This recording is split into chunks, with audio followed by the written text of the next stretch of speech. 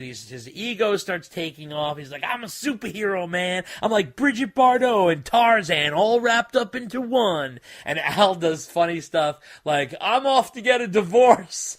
Or they do all kinds of like little nips and tucks about each person and their personality, and they show Eddie up all night working on Jump and all kinds of stuff, and Val tipping her head in through the window like, keep it down, I gotta get up in the morning. Then the VJ comes on as Quincy Jones calling Ed when Dave's off the Jungle Studs and Val's off taping her show, and Al is getting a divorce or whatever he's doing, and Ed's left alone. So Quincy calls him like some sort of like secretive guy, like, why don't you come down and play on Michael Jackson's record? And Ed's like, I mean, who's gonna know? And then he plays on the Michael Jackson record, and then the VJ is dressed up like Michael Jackson. He's like, thank you for being so passionate for playing on my solo album and caring about my song and making it better. And then Dave is like on vacation, and he hears Beat It and goes crazy and calls Al, and Al's like, Beat It? I just beat it this morning. And he's joking around, and then they all get upset that Ed played on that song, and now they got to capitalize on the popularity of that, so they make 1984. Ed insists on not doing cover songs, and Al does this thing throughout the play. It's so funny, where he yells and screams and then passes out from alcohol and just literally falls down on the ground, and it happens over and over again. It's really hysterical. Then shows that Eddie was right, and Jump goes to #1, but then Dave fits MTV's style, and he becomes this big video star, and it goes to his head, and he starts giving all these interviews about, how amazing the new medium is and all this stuff like that. And then Ed says to Dave after the 1984 tour, I want to take a 6-month breather. Val and I want to have a family. And Dave then goes off and records Crazy from the Heat and gets nominated for 8 MTV Music Awards. He goes solo, and they show him dancing around like he does in the videos. And then Ed finds out that he's been playing with Steve Vai, which is probably a little, obviously, historically inaccurate in the sense that I don't think when Van Halen was breaking up, Roth was already playing with Steve Vai. I mean, that was too early on. But they hug it out at the breakup. But according to the play, the breakup wasn't a breakup, but more of a parting of ways temporarily. And then in the play, Dave sort of gets upset that Ed slags him in the press. But he had said, I want you to play on the soundtrack to my movie. And then Ed gets upset. It gets kind of dramatic. Not crazy dramatic. It's still light and fluffy.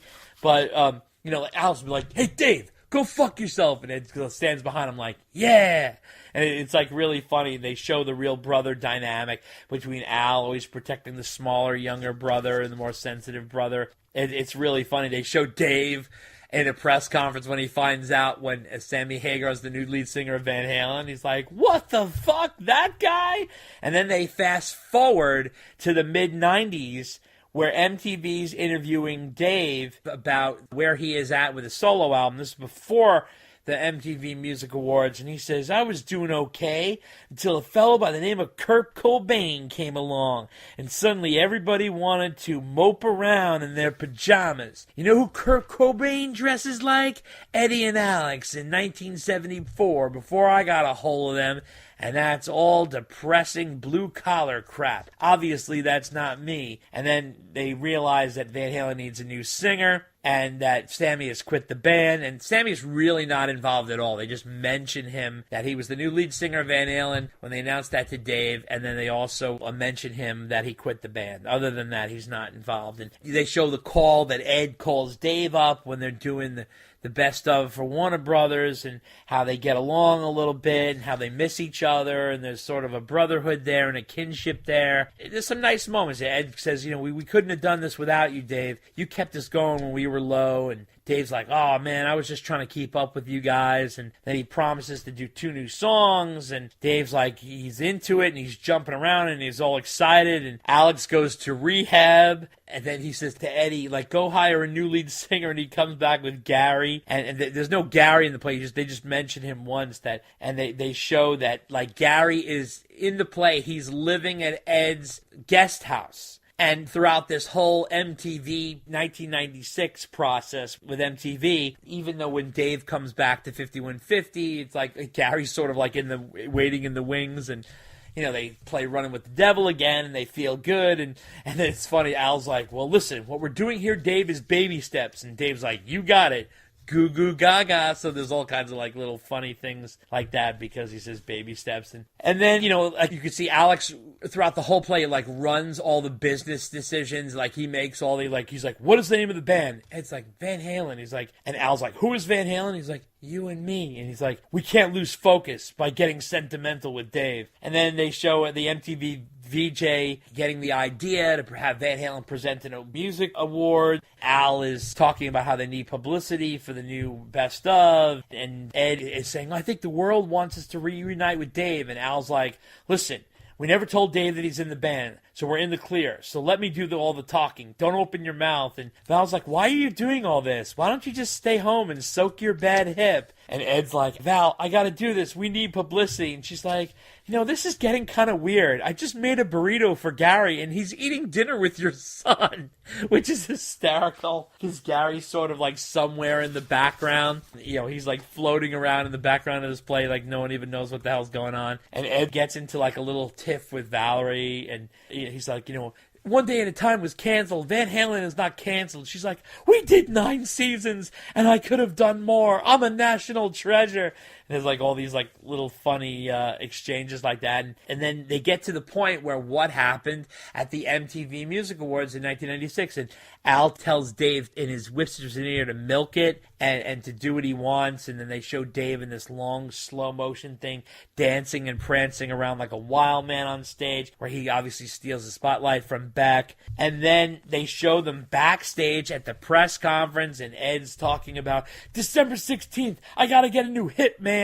I mean, it really hurts. I've been jumping around all these years. And Dave, like, scolding Ed and saying, I wake up in pain every day, man, but I don't talk about it. Tonight is about me, man, not your fucking hip. And Al is like, Ed, this is over. Let it go. And Ed gets mad that he's not anybody's puppet and all this stuff. And then they show Dave goes back to school, becoming an EMT a little bit. And then Ed spirals out of control, and Val divorces him, and Ed starts playing like crap. And then he's lying on the floor, and he's like, Val, Al, Val, Al. And they show Eddie sort of helpless, and then Roth returns, and he's like, come on, brother, let's get you cleaned up. And the next thing you see is them doing interviews for a different kind of truth, and it's that black and white video that you see on YouTube of the three of them, Al, Ed, and Dave, sitting there talking about the old days. Dave's talking about it. He's like, I brought an R&B sensibility to a hard rock sound, man. And he's like, that was our flavor. And they're sort of palling around at the end of the play. And then they say, it's just the three of us now. And there's this huge picture of Michael Anthony on the wall. And as they talk about a different kind of truth,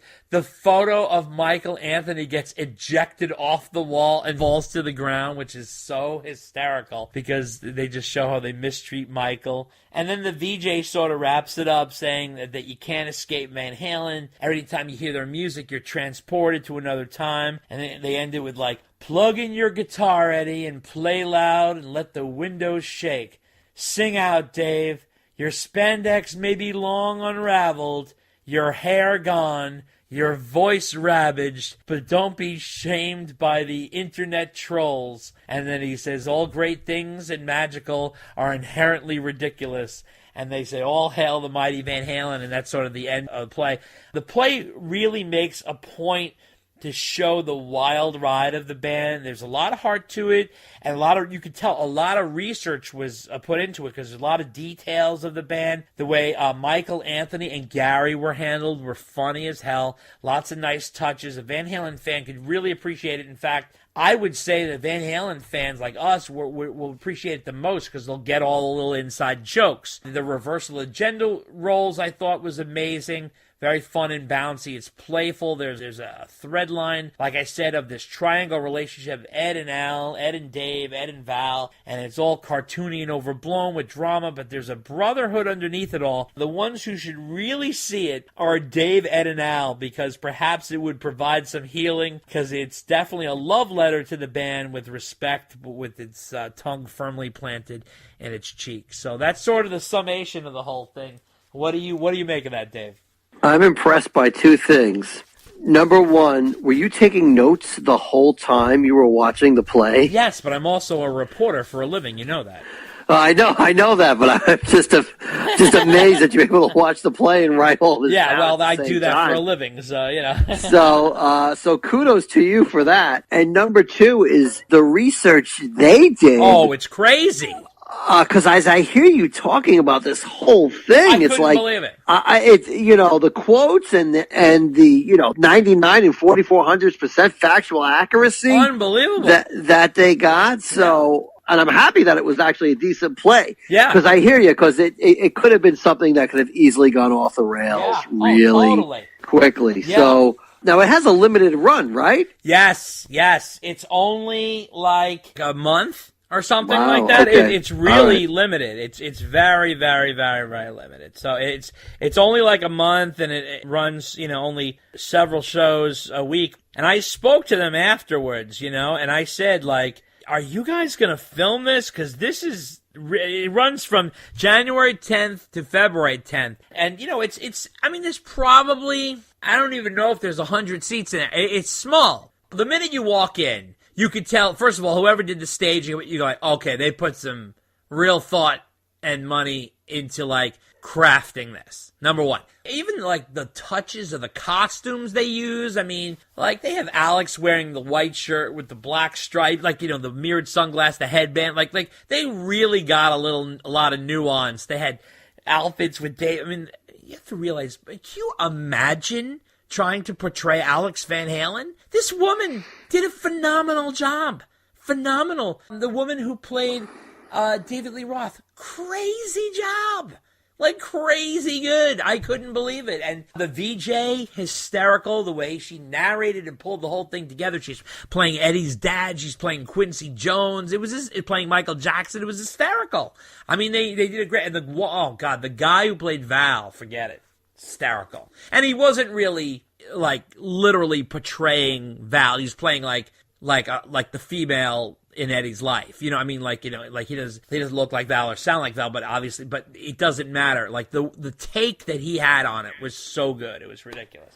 And that's awesome. Yeah. That's awesome. The woman who played Eddie, who wrote the damn thing, she really got this sort of like, he's this introvert and he's like this genius, but also shy, but also feisty. Eddie's a complicated dude. So, wow. I mean, I really was blown away. And the way, Dave, the running Michael Anthony joke, oh my God, everybody roared.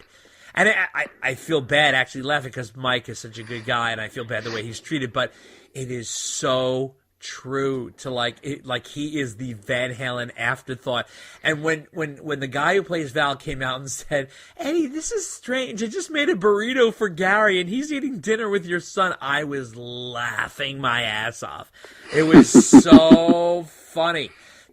But I have to say, and I don't even know how they fucking did this in portraying the Van Halen guys. They had this underlying thread line of a complicated like triangle between Ed, Dave, and Al and Valerie. I guess is more of a square, I guess, if you consider that. But like the dynamics between all these people, and wow, it really was.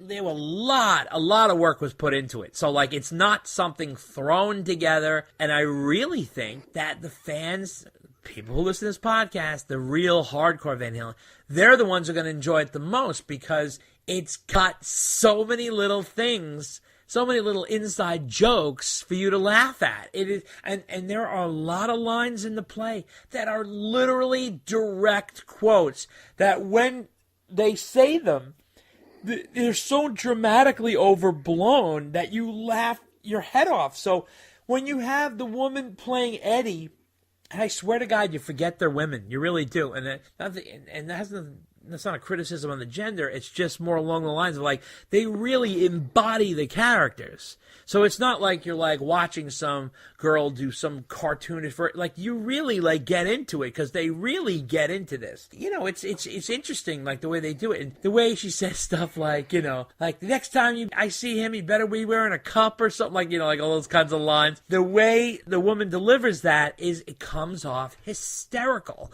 because it shows you the male bravado and